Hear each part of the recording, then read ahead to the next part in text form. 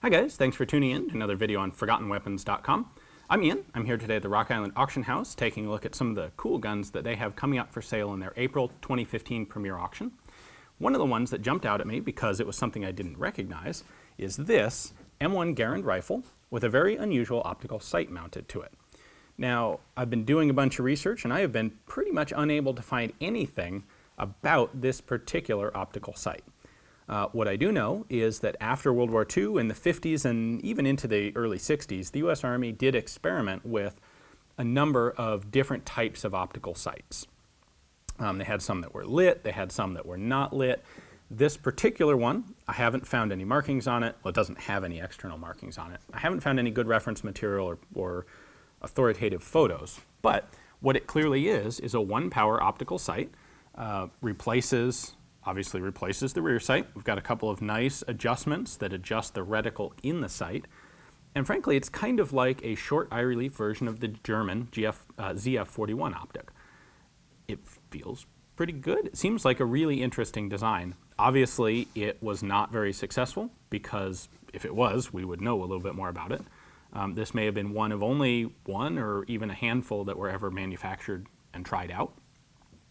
But it's really cool, and I wanted to take a closer look at it. So let me bring the camera back here, and let's take a look through the optic and a look at its controls and how it works. So the scope here has completely replaced the rear iron sight assembly of the rifle. Where we would normally have windage and elevation adjustments for the irons, we now have two big screws that lock this whole unit in place. Behind them are a pair of gear-like adjustment knobs. These adjust the reticle inside the scope, one for elevation and then obviously one for windage. Like many European scopes of the 1940s and 1930s, these actually move the reticle inside the field of view of the scope instead of moving the whole scope, which kind of suggests that maybe this was a design that was taken from something that began European. It's very similar in overall profile to the ZF-41. It is a one power, so it's a non-magnifying optic, and it is a short eye relief instead of a long eye relief. You can see here from the front that the scope is sitting inside this protective case.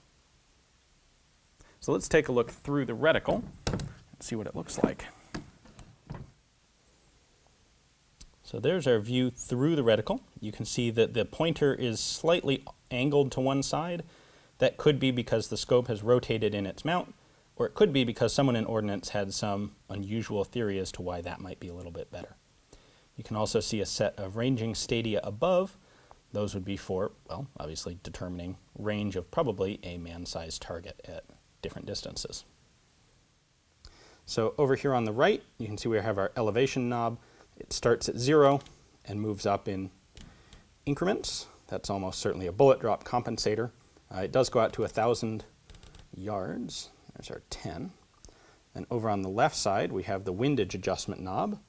This one goes from 0 out to 13 or 14 in both directions, and that is probably minutes of angle, allowing you to adjust your windage one way or the other.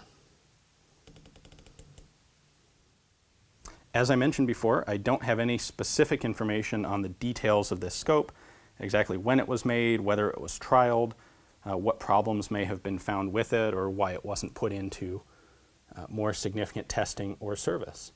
But it is definitely an interesting piece and fits about right for the time period. Of course, this rifle also has one of the sniper-style flash hiders added to it and has no front sight, as the front sight would be right smack in the way of the optics.